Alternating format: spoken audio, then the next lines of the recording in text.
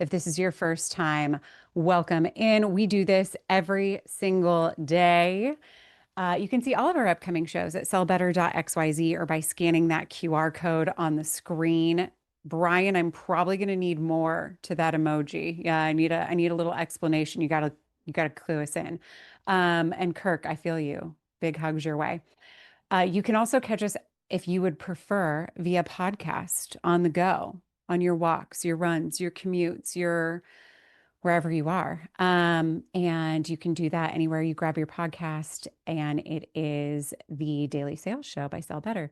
Today, we are chatting about prospecting strategies to find the decision maker. Bum, bum, bum. Yay. I heard applause. That's my emoji for today is just constant applause. I'm kidding. Woo! That would be great though, wouldn't it? Today, we just want to give a huge thank you to our partners who make this show possible. Today is sponsored by Aligned and Zoom Info. Aligned, I personally use it. It has completely transformed the way that I manage my sales process. So everything's in one spot. I no longer like chase down documents and emails. They're collaborative workspaces if you haven't used it before, and it keeps people engaged. Will Aiken, Jed Marley, and I put together some templates. If you want to try it out and not start from scratch, we linked that here in the chat for you. And then Zoom Info is sharing a resource with us all today. These are the key buying signals that anyone can use to focus on signal-based selling efforts. So for me, I think it's like I tune into the accounts that are ready to buy so you can sell smarter, win faster. It's like all the things that we hope for whenever we're looking for low-hanging fruit or people who are just like in that buyer's cycle ready to go. So you can check that out in the chat there as well. And I have such a treat for you today. I'm talking with Allie and Tom. Allie and Tom, thanks for joining me. Yeah, Excited thanks to for be having here. us. I know, a little song and dance, little I was tap trying to pull up dance. an I was trying to pull up an applause sound, and I'm not fast enough. So I'm have you ready over here. I need a board. I need a Yes, soundboard that you next do. time. I'm your host, Leslie, and we are going to be going through quite a few things today, mostly about like how are we getting to the right person to do that. Maria, can you help me launch the poll just to see who's in the room with us while we're going over this? We're going to talk about influence versus authority because I think this happens a lot. We see it in our surveys a lot after shows, just talking about maybe you think you feel like you're in the right place and someone tells you they have the authority, but maybe it's just influence. Smart ways to map our accounts creatively, and then how to ladder up from that first reply to the final yes. So while people are filling that out, I would love to just get us kicked off with this idea of influence versus authority. Can I get a one in the chat if you have ever been on a call with someone who told you it is their decision, they're the one with the budget, and you get to the end and it something happens because they're not the one. Give me the one. Oh yeah. We're not alone. Allie, what are some of those like big signs for you? Brendan and Mike are Yeah. coming in strong. What are some of the big signs for you early on so we can catch those flags? Like this person might have influence or they might be someone who impacts the project, but it's not someone with the authority in the budget. Yeah, especially so the type of work that we do in marketing and sales technology, the dead giveaways are either too generic of questions, or that they actually forget that they're not that there's interconnected systems that touch the things that they're trying to make a decision on. So if it's Mm. our products are largely technical. So if there isn't ever a decision maker or a influencer in the room that has a technical title, we know it's going to stall out and that they're actually leading on when they're not really the decision maker there. What are some of the generic questions that like what would that example of that be? So these types of questions often are, so how quickly can we get started? And in that case, they tend to overestimate how many different parts there are in moving that and who can thwart the deal at the end. And then there's the question around, I use this a lot in authoritative versus influencer types of questions. And so influencer types of questions tend to ask things that are like really, really, really deep in the weeds because they tend to be more tactitioners, if that's a word. Is that a word? I like it. Otherwise, then the authoritative questions tend to be more ROI, how long until this thing pays off. And so you tend to kind of sniff those out in the beginning. That oftentimes that ends up being true in the end. Yeah, you're looking for someone who really feels and knows that this is going to touch so many different areas of the organization and like they understand the magnitude of the project in this Hmm. case. For sure. Tom, is there any like dead giveaways for you where you're like, let me think more about how I'm going to involve more people? Well, I think like the way that I always try to think about it is that it's not this person's job to buy whatever I'm selling, if it's a technology or a service or whatever I'm selling, but it's my job to sell. It's my job to know what the process should look like. And Hmm. so as I've been doing this, I should be able to read the tea leaves a little bit if I get on a call with Allie and I see her title, I see what she's involved with, I see what she's focused on. I should start to get a pretty good sense, like she's saying, based on how she's answering, is she my person to kind of take this over the finish line if we get there, or are we gonna need more people involved? And I think it's really important to test early on. Is Allie, if Allie's not the right person, like because oftentimes my first call is not with the C-suite, it's usually with someone maybe at a director level or a manager level. And those people are very valuable in a partnership, but they might not be signing the checks. So I do want to suss out and fill out, is Allie a champion that's really going to be able to help me get this deal done? Or will it potentially die on the vine and I need to get other people involved on my own cadence to make that happen? So there's some ways that I think you can test people. Sometimes you have to, make some strategic moves, which I think we'll get into a few examples of that. But trying to feel out like, are we talking to the right people? Are we not? If not, how do I get that based on this next conversation that I have? And a lot of that can come with multiple conversations. Working at the same company, you're going to hear some patterns and things. Let's see who's in the room.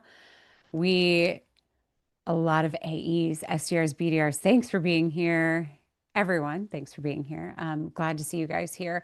I would love to hear. Tom brought up like first call to the C-suite. Can you just throw in the chat?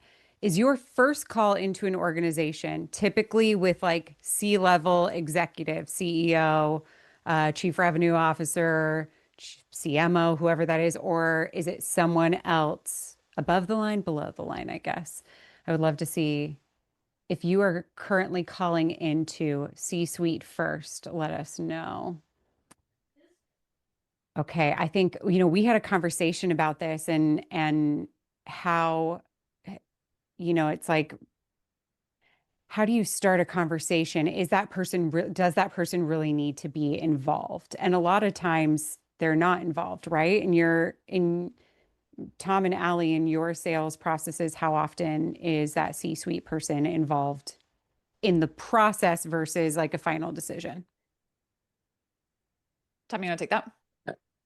Yeah, I mean, for me, I've sold everything from like $100 steak knife to, $1 million technology projects. So it kind of depends. Like for what I sell right now, usually it's in the tens of thousands of dollars. And so oftentimes, a director level contact is my first gateway in, and they can bring me pretty far, into the project, but usually nothing gets signed off on unless there's a VP plus title in the room at some point. And so like it's not bad to start with a director, and that does often help, but I think really identifying, is this person going to be able to have the internal social capital to introduce me and make a business case so that the C-suite does want to get on a call? Because oftentimes, you might talk to someone, Leslie's the director, and she's like, Tom, I got this. And then 3 days later, you get a message. Hey, I chatted with Allie, the CRO, and she's all set. Why Shut don't we it try again down. next year? It's like, golly, we put in all this time and effort, but really that's on me. I did not present this in the right way to try to get, above the line. And just one last nugget, I'll just throw this out there as an anecdote. I was with a friend of mine last week who is the CRO at a $50 million company for about 4 years before he left. And he said he can count on one hand the amount of times that a sales rep went to him directly versus just started at his directors. Hmm. And so, yes, I see some things in the chat like, oh, I get pushed down by the C-suite. great. Get pushed down. They'll take the meeting, if their C-suite wants them to, but don't be fearful of going after that high title just because you think you're going to get pushed down. It's beneficial to have your name in their ear as early as possible. And less noise there, sounds like. Yeah. Sometimes, Yeah. Yeah. maybe. Yeah. Well, as a person who both sells and owns a company, and you guys are here too, but there's so many times that the C-suite may be getting the same terrible prospecting that's generic and blasted. And so the differentiation play here is simply go gather some insights, be a trusted resource. You're not exchanging time here for like you're getting their time. And so you have to be insanely valuable, which is probably the reason why not a lot of people are doing it because they're all going for volume as opposed to specificity. But I know that if anybody follows Pete Caputa, he's a CEO of DataBox. He's a very active CEO posting on LinkedIn. So if you have reached out and not mentioned anything that he's talked about, you were actually missing a giant opportunity to make a difference and get a meeting with him. So I find that to be super helpful is, it tells you. So I don't know how many people use LinkedIn. I use it all the time. It'll tell you who has last posted on LinkedIn in the past 30 days. You can use that filter and use that as a smarter prospecting into the C-suite because they're getting less messages already that are actually helpful. Yeah, that's a really great point. And it's showing it, there's so many different strategies here, but it's just showing that you have done a little bit of research and that you have put some effort in, you have a perspective, you have a point of view. Um, I forget, Tom, you used a really eloquent word for it, but social capital, maybe, like the person with social capital. And I think that's something I want to press pause there and dig into it. But first, I know you use an email template to bring people or bring an executive into the fold when you are working with someone, maybe director or VP level. Can I bring that up and share it with everyone? Let's do it. Let's do it. If you guys want to screenshot, you can. You will also get this recording in your email inbox later today. Yeah, so this is something that we teach, personally do. So this is an example of I met with Leslie, who is let's say a director. Allie is the C-suite. And basically what I'm doing is I'm sharing with Allie that I had a conversation with Leslie and I want a few things to come across. Number one, I want to make Leslie look good. So if this email gets forwarded around, that she not only doesn't get mad, that she actually appreciates that I made her look good to Allie. The second piece is I want to look like I'm doing my homework, which I am, and I want to, share some of the key takeaways that I might have gotten from that conversation. To try to kind of like build up myself as different from every other salesperson. And the third thing is I want to use this as a tee up for a future conversation if the discussion goes that way. So I have no ask in here, as you'll see in the last sentence. I say I'll keep you in the loop. Feel free to reach out. I'm not making any ask. I'm not asking for 15 minutes. I'm just simply putting this on Allie's radar so that as I keep going back to Leslie, I have a gateway to go back to Allie and I can keep sharing more info based on the conversations that I have so that once we get on the call, I can make the most of that opportunity. Now, I have recently learned of some reps. I have not personally tested this, but doing this before the first call, which I think is genius, and going to Allie of like, hey, just wanted to let you know I'm talking with Leslie. No action needed from you. I'll share a recap after the conversation and we'll see where it goes. And so I find that even more genius because Leslie can't slap my hand about multi-threading because I haven't even met her yet. So I can get even one step more advanced. And I think this just opens up the chain of command and opens up how wide I can get in the account as early as possible. I love that, like, to your name can be like someone can know your name and your organization's name before you're even in contract phase, right? Like multiple people have now heard your name and are aware of this. So whenever I go to Allie and tell her I'm having this conversation, she already knows and she's got the bullets and she has some sort of idea of what we're talking about before that happens. Um, Yeah, I was going to do, say if you layer this into a connection strategy too, then using your social signals and using LinkedIn, then you can increase that visibility because now they actually have a name and a perspective to attach to that connection request. and Allie, you do something really cool with building out who you're going to actually go and connect with, right? Yeah, definitely. So much of the understanding who is who I've talked to so many reps that like I love my marketing and sales tools. Like I live and die by them, but sometimes they can be overwhelming to the average seller who's just trying to hit a volume. And so I like to build my maps of who's in an organization, but why work harder than we have to. So, Yes. so I use a prompt to help build that relationship map inside of Sales Navigator, which also shows me who's active on LinkedIn. So this is a simple prompt that copy all these together, throw this into ChatGPT. But what you would need to do this is actually the overview of the company on the Sales Nav page, just screenshot that. And so instead of copying and adding all your prompts, the only prompt you're adding in here is the type of service that you're going to be selling. So in that or product. So take your screenshot from LinkedIn, throw it into this prompt, and then have it give you a buying committee. And then you can easily create that relationship map inside of the Sales Nav tool, and then use that for your outreach and interaction, because so much of that is about getting on the radar as you're actively prospecting them. Yeah, that's so interesting. Okay, so you're taking this, plugging it in, it pops out who you need to talk to, and then you're multi-threading from the beginning with all of those people. Do you choose like different messaging? What's your strategy there? Yeah, so this prompt should provide a table of information that allows you to think about what's most important to them. If you wanted to add on to this prompt and sort of talk back to it, you could say, give me three, like scan my team's product library and give me three pieces of content that may be relevant based on what they're looking for. So, like we are as a company and the things we do with our clients in HubSpot, a lot, we already have a lot of this in the tool. It's about like trying to make the connections faster. So, Yeah. I'll give you an example. So, a team that was really struggling with getting all of their HubSpot and reporting to display correctly. That's important to the marketing ops person because they're banging their head against the wall.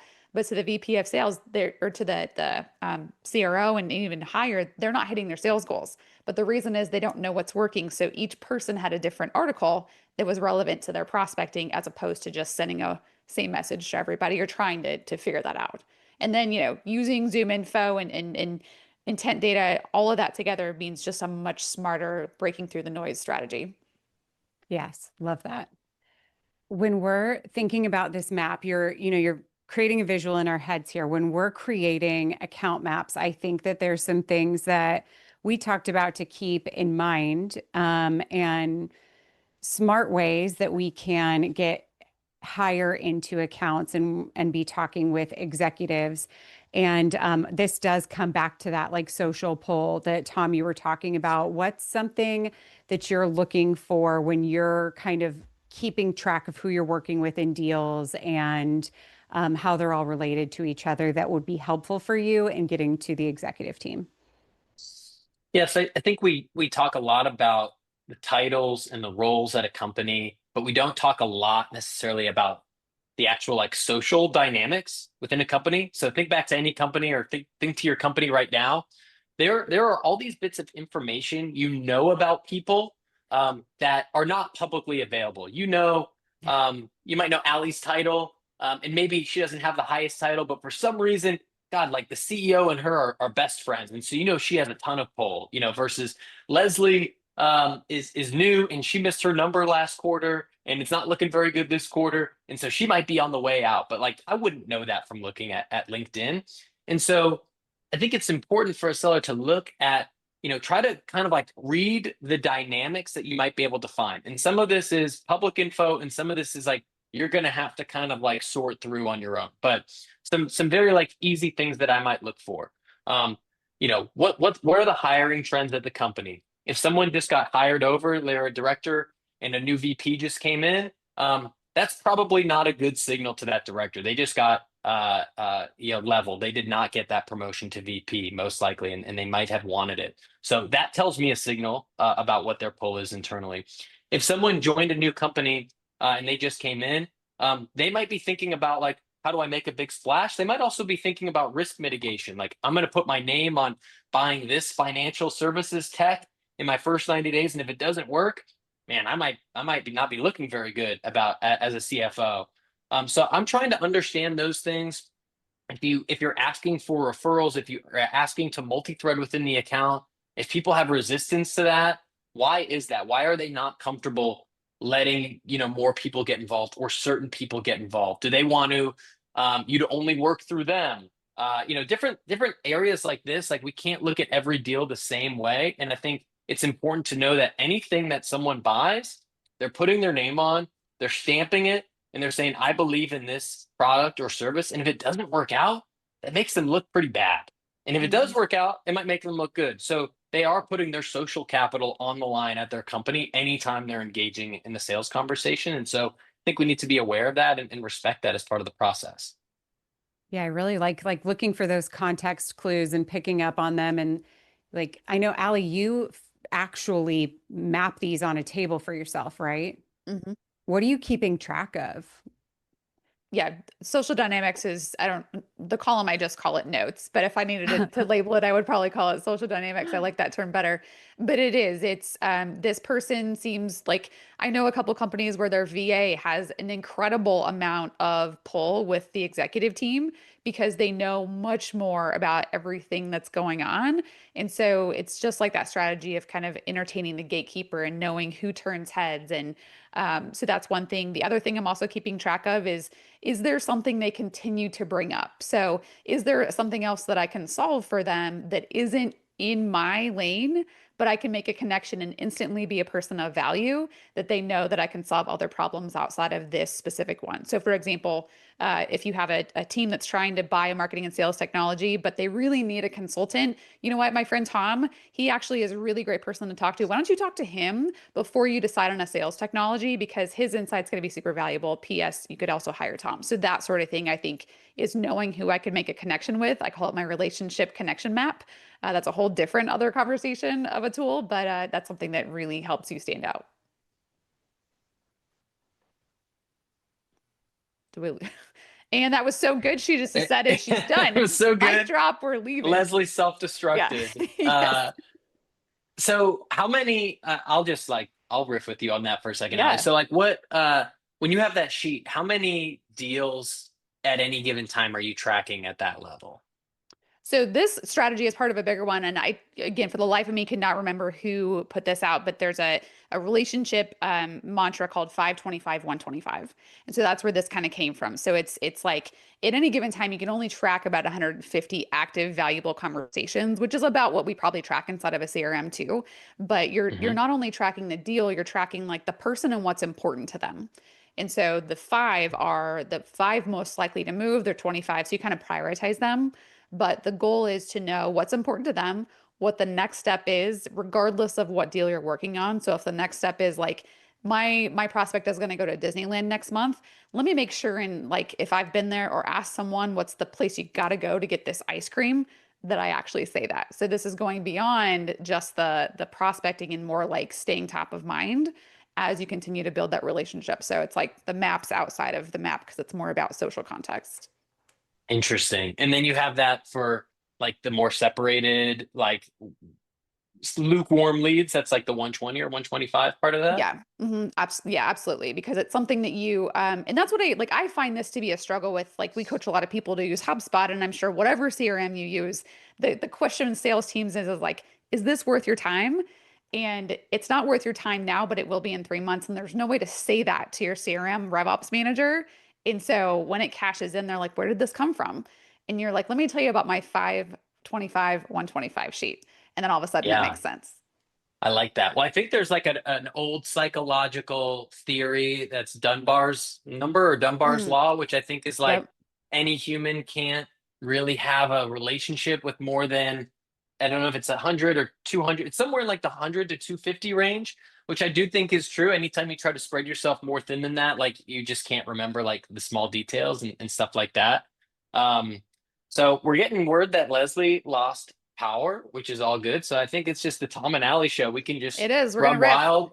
We do have Q&A. some there are some questions in the chat. There are also a few in the Q&A. So if people want to throw more in the Q&A, we can just kind of riff off of those. But I see Michael asked us a question privately of, can you discuss where you get your leads from? So Allie, any thoughts on that? Yeah, definitely. Well, I know we talked about the show being sponsored by Zoom Info, so that's a huge opportunity. And for people who are like, so if you don't have the chance to do this because you're not in the actual like admin ops side of things, that like we can build, your team can build all sorts of workflows to surface leads that have high intent that go right into your system, but then your job is to activate those leads, right? So Zoom Info is definitely one. There's a lot of tools. Again, I talk about LinkedIn all the time, but I love LinkedIn and I love monitoring conversations on LinkedIn. So if you're not actually surfacing what people are talking about and going on a little bit of a rabbit hunt to see who is actually interacting, that's a place that I go. And then thirdly, like if you all have access to a database, who are like, where are the dead leads? Where are the deals that got lost 12 months ago? How can you reignite them? So it's really kind of three buckets, the ones that you have available on a list, social capital, and then you also have like your CRM. So those are kind of the three places that I tend to focus with teams. What about yourself? Yeah. I'm gonna do something either smart or stupid, depending on how it goes. And I'm gonna share my screen to my Let's do LinkedIn it. page because I saw a friend and mentor of mine, Ralph Barcy, posted this the other day that I thought was really genius, and I love it. And I'm gonna use it more of myself. Are you able to see? Hopefully, we're We able to can. see this Yep. post. Yep. So essentially, like when we're often thinking about lead gen, we're thinking about the coldest start first. And like I Hmm. agree with everything that you're saying about having the right contact data, using triggers and things like that. But for some of us, for anyone that's in the room that's a little bit earlier stage, either as a founder or earlier stage, one of the first few reps, and like you have a lot more greenfield, I might suggest following Ralph, and he kind of flips this pyramid upside down to say you should start actually with the warmest stage. So start with your closed one and understand like first, are there people that you can get referrals from? Are we doing a great job there? If this is your job, can you get more upsell and renewal and expansion, revenue from them? Then going into like where we at on terms of late stage deals, also a great place to ask for referrals. And then kind of like working our way deeper and deeper. And so oftentimes like we're not spending enough time with where we're already having success, where there's already deals in the pipeline, or they're late stage, or we're not doing as much as we can be in between calls, like to get to the right level of power. And then at the very, very bottom is like, all right, now can we use intent data? Obviously we want to personalize our outreach. We want to create new opportunities every week. But I'd never really seen that upside down pyramid before, and I thought it was interesting and just a place that I'm starting to spend some more of my own time and effort. And so I would go to the same place as you. If we're going cold, have some sort of a contact provider, have a place where you can find the triggers and signals to help you. And then like, man, it just takes some real creativity right now. Like Hmm. I know plenty of people booking a ton of meetings and pipeline, but it's not through the generic, cold email. It's really personalized. They're using social media, they're using direct mail, they're using video, they're calling. And it does take that level of effort in the market right now to break through, I think. Yeah, Tom, do you mind dropping that link to that person's profile, maybe that post specifically? Because again, people have asked for that in the chat Yeah. here. Yeah. I'll double down on that because I think that so often, whether you see this in growing sales organizations or you've been a rep for a while, like there's a lot of this stress on like go find net new, go find net new. And so much of our opportunity is tied to people that already have us, already have that trust.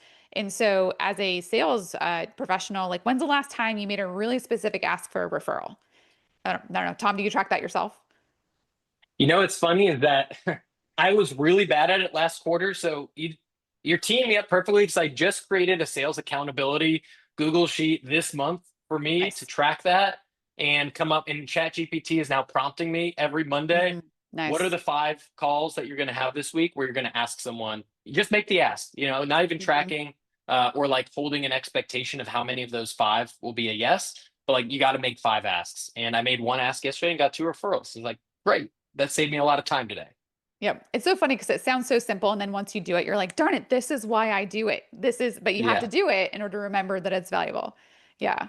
I think the inputs are so important for myself. The other thing that I do, and if anybody here has not really figured out what your thought leadership strategy online is, there's a couple of reps that I follow on X. One of them, his name's Kyle. He's in sales. He works for Gong. so much of the success that he has is as a result of him talking about his job online. And so I think, make sure it's clear with your leadership, but I know, Tom, you do more coaching of this with other sales folks. Do you have a way that you help them think through visibility for their own personal brand as they're trying to tie their prospecting strategy to it? Yeah, I mean that changed the game for me too, Mm, in terms of posting content and things like that. And I think it's easier, certainly if you're selling to something that you do. Like, so if you're selling to sales leaders, we don't need to spend a lot of time there probably because like that playbook is out there. right. Usually people wonder, well, I'm selling to a CFO, I'm selling to a someone at a factory, something that I've never done before. And something that I've seen done is how can you get involved in those types of communities? Like I'm connected with a seller. He sells a financial servicing software to CFOs, and now he's doing interviews with CFOs to Mm, learn more about AI and finance and what this is going to mean in the next 2 to 3 years. So that's not his background, but he's just having those types of high level conversations. And I imagine one, those people might be prospects or customers of his. And two, he mhm. can use that content to share it with other people as, kind of like a light touch as part of a prospecting that's not always about like me, and what I do. But if you build this up over time, I mean, it can completely change your business, your sales trajectory. And, I've seen a lot of examples in this from LinkedIn. Even, some people use TikTok or Instagram or wherever else your buyers might be, YouTube. But it allows you to really do your sales work at scale versus having to make every single call and send every single email yourself.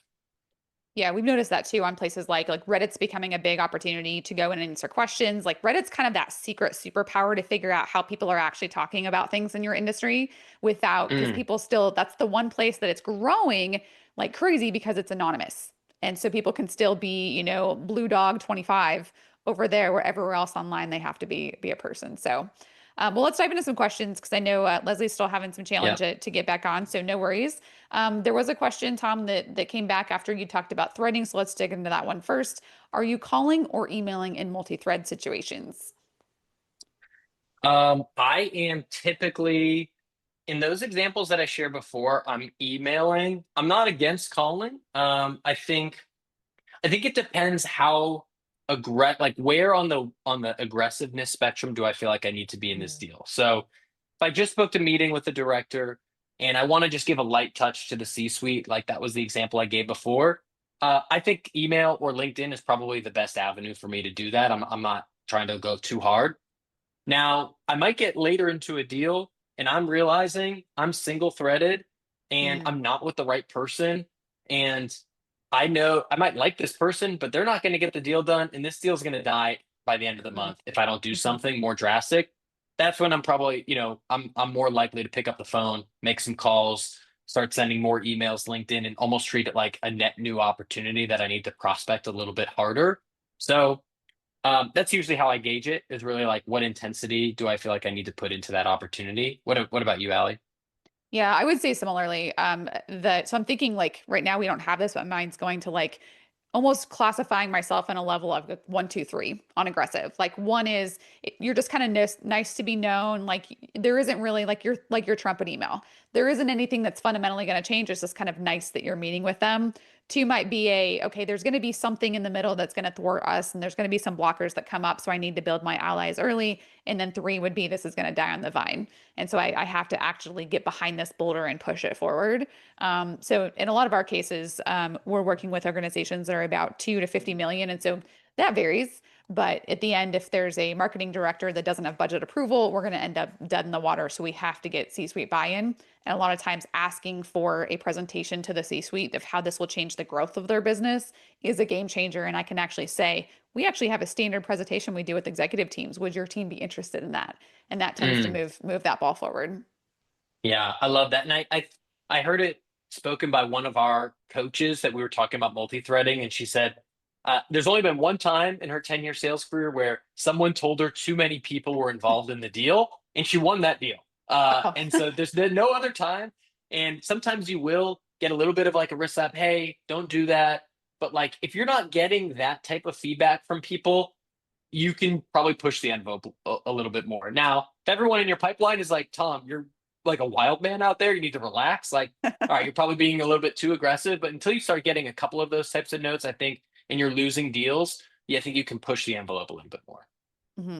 Yeah, definitely. Well, we got a couple of questions Yep. there, but we'll dig into one that came in earlier in our conversation, and that is the so Jay Calder asked, "What software do you use for relationship mapping? I have a lot of personal information I want to map out with my prospects. Is there any software or like a process that you use, Tom? I can share mine." So yeah, I do know a good software for if you're, I don't know what your role is, Jay Calder, for enterprise sales. I'm not affiliated personally, but there's a cool software called 100 Handshakes. I have clients that use it, and really it can get quite detailed, especially when there might be dozens of people you need to get involved with. I don't sell that large of deals right now, so I'm really using HubSpot as my CRM. I use like a contact source when I'm doing prospecting to take notes, and that's really how I'm doing it. If I need to, I might work it out into like a Google Doc, but I don't have anything like really fancy for that purpose. Do you, Allie? Yeah, mine is a Notion, like a really well built Notion table. I also am a big fan of the ability to just like jump in and add notes. And so I've got some automations built into my like mobile device that allow me to do that. So, well, there's probably better tools out there. I just, that's where I built it, and that's kind of where I live outside of HubSpot. Yeah, yeah, that makes sense. Cool. We've got Louis Sana. I hope I'm pronouncing your name correctly. Sorry if I didn't. Saying I'm CEO of an IT company, want to start selling cloud solutions. You started sending letters to companies, but this strategy was not very effective. So here's what's interesting is people might be listening, being like, "Why are you writing letters?"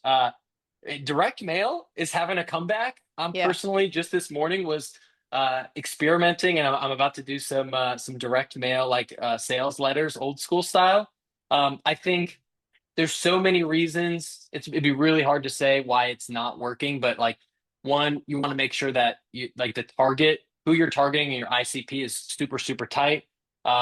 With letters, you want to make sure that it actually gets to people. So like there's that part of like the deliverability. Then there's like, what does your messaging look like? And are you focusing oftentimes about like me, or are you focusing about the problem that your prospect might have? And then the fourth thing is like, are you following up? Someone's probably not going to like pick up the phone and call you, but did you call as a follow up? Did you email? Did you add them on LinkedIn? So on and so forth. Those are the high level things that I would look for. Any channel can work, but you've got to do all the fundamentals well within that. Yeah, I would echo that, because the biggest I would say misconception is that there are some reps that have a really great opportunity. They steal it on the first outreach, and then they put that all over social. Here's my one call or my one email template. Most likely, it's going to require multiple touches. And so when people are struggling to get results, it's usually wrong audience, wrong message, wrong offer. It's a combination of any of those three things. So I would say, you got to pick somewhere to start and test that. And then if your results are zero, you don't have to iterate on anything. Pick one of those variables to change and go again. Pick one variable, go again, because you got to find something that works. Yep. Yep. And I see Lusana in Germany. Mm. Obviously need to, follow. I know they have very specific guidelines there. I just want to make sure we got a couple more questions. If anyone else wants to throw any in. My man Zane asked one. Zane, what's your favorite place to look for leads on ZoomInfo, assuming you treat it like LinkedIn for finding leads? So I personally have used ZoomInfo in the past. I don't currently have a license to ZoomInfo. So if the sponsors want to give me a license, that's great. But I would essentially like the way that I would use any sort of like contact tool is pretty much I would look at number one, the demographics of your ICP, company size, industry, did they recently get funding, anything like that, and then match that, layer that with any other layers of like intent that you might have. Are they hiring people? Did they recently create, go through an M&A transaction, whatever is important for your business to try to find as targeted of a list as possible, and then create a targeted sales sequence from there. What do you use ZoomInfo, Ali? Yeah, actually, we set up like I have two clients right now that we're mapping their entire Zoom and Photo HubSpot integration. And Sweet. so if this is something to be helpful to people, I do have a Zoom integration planning worksheet that I tend to share with people, because how you define the industry is important because you might call it this, but Zoom Info calls it this, and there's intricacies that put someone in the wrong category. The intent information is really important. How high are your signals? What are your buying groups? So unfortunately, you can spend a lot of time on Zoom Info not prospecting in order to figure out who to prospect. So I would say hire some sort of like sales ops person to help you zone that in so you can spend your time prospecting and not trying to figure out the tool personally. That's my advice. But that feel free to follow up with me for any more insights. I'm happy to share. All right, let's see. We got a couple other questions here. Why don't we do the one that's in the chat before? Oh, looks like Teddy asked a couple of them. So this is good. This is a good one. Todd or Teddy says, when talking to a director of a company, is there any chance you'd go above them to someone in the C-suite? How do you do that without disrespecting the director? Yeah, I mean, we've talked a little bit about this. I really liked your thought, Ali, about like labeling your opportunities as a one, two, or three in terms of, how far along they are and like how severe the need is to multi-thread. Mhm. So if it's a one and I'm just starting off a conversation, yeah, I'll lob a note over. If you came in late, Teddy, we showed an example of like how you might send a pretty soft note to the executive that's not going to make the director look bad. It might actually make them look good. And then if you get further and further along, which happens to all of us, and you just really know in your gut, this deal is like on its way to death unless I do something a little bit more dramatic, that'd probably be a three on that scale. And that's where, in my mind, I'm already going to lose the deal anyway, most likely. So like Hmm. I got to shoot my shot. I'm going to make a call. I'm going to try an email, and I'm really going to. I'm never going to bash the director or make them look bad. But I do want to focus on what they might have shared about like what's the real anchor that like how I can potentially help their business. Like what's my point of view? And I'm cool with shooting my shot. I never want to make anyone look bad, but I'm not above like going direct to the top if I think that's what's going to help me, help their business. So that's how I do it. Ali, any other thoughts on that? Yeah, I think that sort of like relationship notes column would come into play. So, what's the reason why they may feel that you're going around them? Is it because they already lack authority inside the company? And so this is like the one thing they feel like they have control of. And so if that's the case, then, figuring out your language. But the other thing is most marketing directors, at least in this case, want to do their job. And a lot of times budget and tool limitations are the thing that are holding them back from true potential. So lean into that message because I know so and so has got a lot of potential. And some of the things that I've noticed missing in organizations like yours are blank. And so I'd love to chat with you about making sure that you can have more success with this individual. Love it. And then I think just one last question, and then we can wrap this up. Is someone asking, I currently use Dynamics for my CRM. Do you have any suggestions on tools to incorporate with relationship mapping? My understanding is that you're HubSpot queen, Ali. So I imagine that's your suggestion. Well, I mean, as far as dynamics, like if you're embedded with that tool, my answer to everything is usually like if you have a CRM, just use it. Like the best CRM is the one that you use. Relationship mapping wise for dynamics, what I would actually look at is the Microsoft entire 360 suite most likely has something you can build a lot, and a lot of times that might Copilot might come in handy here. But I do not personally have a suggestion for dynamics, unfortunately. And I think that's it. So I know that they put our LinkedIn's in the chat. I don't know, Ali, if you have any final send-off words. We might need a reunion of the Tom and Ali show. I feel like we handled this well once I know, I Leslie. love it. Yeah, I just feel bad that like we did all this prep with Leslie and then the world decided to shut her out. So thank you for the invite to be here and thanks everybody for the good questions. This has been really fun. yeah. Appreciate it, everyone. Let us know your feedback on LinkedIn and enjoy the rest of your day.